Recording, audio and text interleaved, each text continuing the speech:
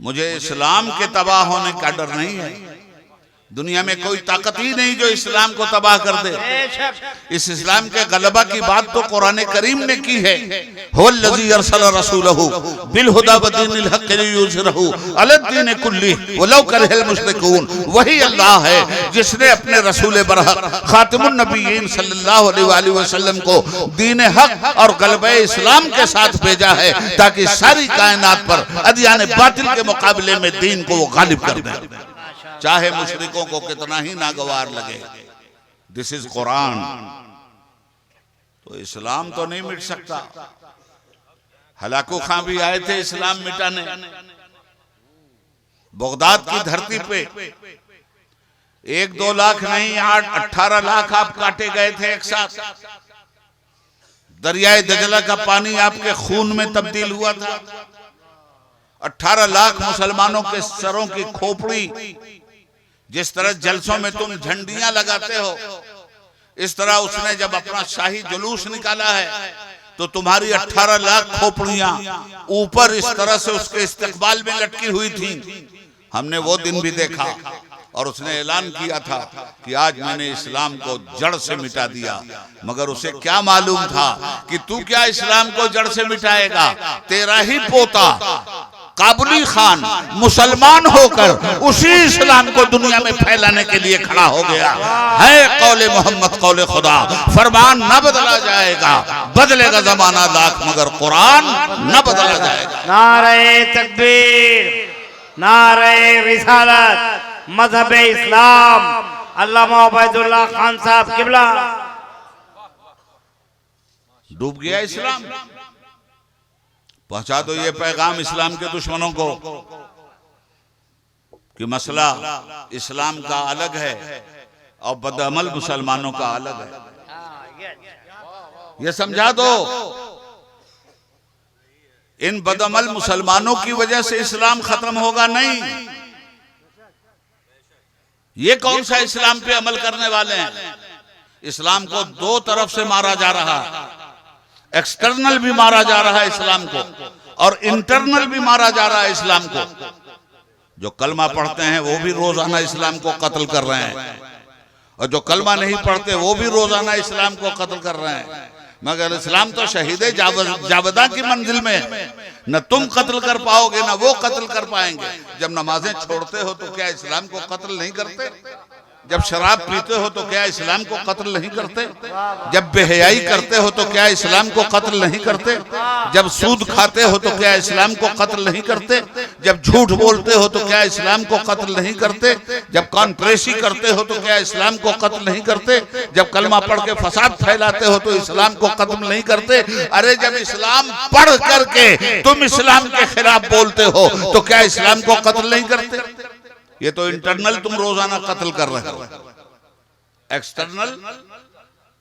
External वो खत्म करना चाहते हैं। तो याद रखना कि जो मुसलमान बदअमली का शिकार होकर इस्लाम को बर्बाद कर रहे हैं ये भी मिटाए जाएंगे और जो लोग इस्लाम को खत्म करना चाहते हैं वो भी मिटाए जाएंगे। न इन मुसलमानों की वजह से इस्लाम है न उन कुफार की दुश्मनी से इस्लाम खत्म होने वाला है। इस्लाम तो अपनी एक हैसियत रखता है। इस्लाम के सच्चे वफादार हो जाओगे तो तुम अमर हो जाओगे, तुम जिंदा हो जाओगे। इस्लाम का क्या बिगड़ने वाला है। वह हुआ गनीयुल हमीद रब्बुल आलमीन ऐसा बुजुर्गों बरतर है जो सबसे बेपरवाह है। 500 साल तक उसके काबे पे कब्जा रहा लोगों का तो क्या वो खुदा नहीं था। आज बाबरी मस्जिद तोड़ दी गई तो क्या वो खुदा नहीं है। तुम मिट जाओगे तो क्या वो खुदा है, खुदा नहीं है। इसलिए सोचने की बात है। अब वक्फ में भाई जायदाद हमारी है, चीज हमारी है।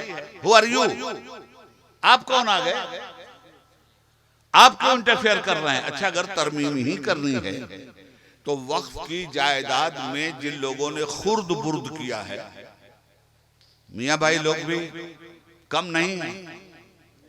वक्फ की जायदाद पर गैर मुस्लिमों ने भी कब्जा किया और वक्फ की जायदाद पर मुसलमानों ने भी कब्जा किया। कब्रिस्तान की जमीन पर गैर मुस्लिमों ने भी कब्जा किया और मुसलमानों ने भी कब्जा किया। तो वक्फ तरमीमी बिल तो इसलिए आना चाहिए कि जहां जहां कब्जा है वो कब्जा गवर्नमेंट हटाए, चाहे वो मुसलमानों ने कब्जा किया हो या गैर मुस्लिमों ने किया हो। वक्फ के जो चेयरमैन हैं, अगर वो चेयरमैन के बजाय चोरमैन हो गए हैं तो उन्हें सजा दी जाए। ये सारी चीजें हटा करके आप जो तरमीम लाए हो, जब पढ़ा मैंने तरमीम, तो तरमीम में क्या आया? वक्फ की जायदाद की हिफाजत मुसलमानों के जरिए होगी, वक्फ काउंसिल में मुसलमान ही रहेंगे, वक्फ बोर्ड में मुसलमान ही रहेंगे। अब जो तरमीमी बिल आया है वो सुन लो, सिर्फ मुसलमान नहीं रहेंगे, उसमें गैर मुस्लिम अफसरान भी रहेंगे। वक्फ की जायदाद पर अगर किसी तरह के हमले होते हैं तो वक्फ काउंसिल उसको देखेगी, मगर अब वक्फ काउंसिल नहीं देखेगी, अब कलेक्टर साहब उसको देखेंगे। और कलेक्टर साहब के यहाँ आप फैसला करवाने जाओगे, कलेक्टर साहब किसके हैं? कलेक्टर साहब गवर्नमेंट के हैं, गवर्नमेंट जो कहेगी वो करना पड़ेगा। अब आप मारज़े इल्तवा में दौड़ते रहिए और आपकी जायदाद खुर्द-बुर्द होती रही। इतना खतरनाक बिल आया। अरे रेलवे तो बेचा चोरों ने, हवाई जहाज बेचे, एयरपोर्ट बेचा, सब कुछ तो बेच रहे हैं ये बेईमान। अब वक्फ बोर्ड की जायदाद पर इनकी नजर पड़ी है, तो अगर ये भी हाथ से निकल गई आपके, तो आप क्या करेंगे? फिर वक्फ का कानून क्या है और इस कानून के लिए दस्तूरे हिंद कैसे जमानत देता है, उसको समझ लो अच्छी तरह से। इस मुल्क में एक है क्रिमिनल लॉ और एक है सिविल लॉ। कुछ चीजें ऐसी हैं जो क्रिमिनल के दायरे में आती हैं और कुछ चीजें ऐसी हैं जो सिविल दायरे में आती हैं। मसलन चोरी, ये क्रिमिनल लॉ के तहत आएगी। कत्ल और गारतगरी, ये क्रिमिनल लॉ के जुमरे में आएगी। जायदादें, आपकी चीजें, इनके लिए शरीयत एप्लीकेशन एक्ट 1937 बना।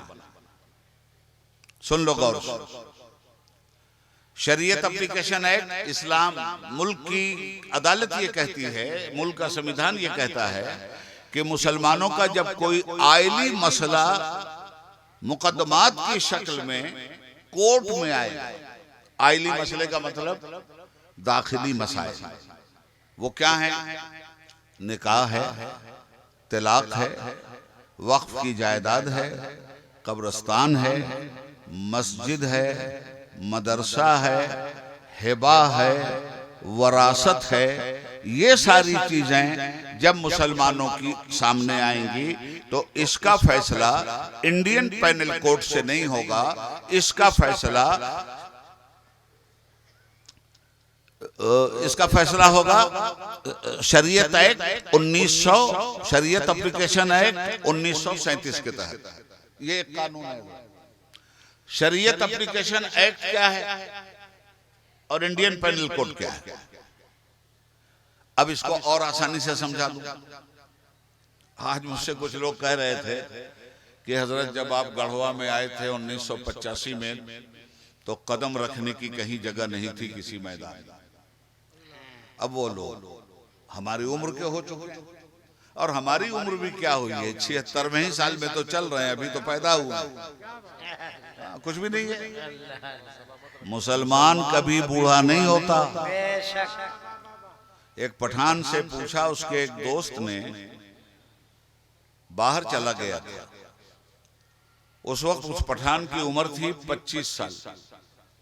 वो 25 साल के बाद हजरत अमेरिका से आया तो अपने पठान दोस्त से उसने पूछा कि भैया तुम्हारी उम्र कितनी हुई? उसने कहा 25 साल। हाँ भैया 25 साल पहले भी तुमने 25 साल बताया था, अब भी बोल रहे हो? कहा भाई पठान की जुबान एक होती है, जो कह दिया सो कह दिया। तो बताना ये चाहता हूं कि पठान से बड़ा है मोमिन, पठान से बड़ा है मुस्लिम, वो कभी बूढ़ा नहीं होता, वो आखिरी सांस तक बूढ़ा नहीं है, इसलिए कि कलमा उसकी जिंदगी में जवानी का करंट बनकर दौड़ता है।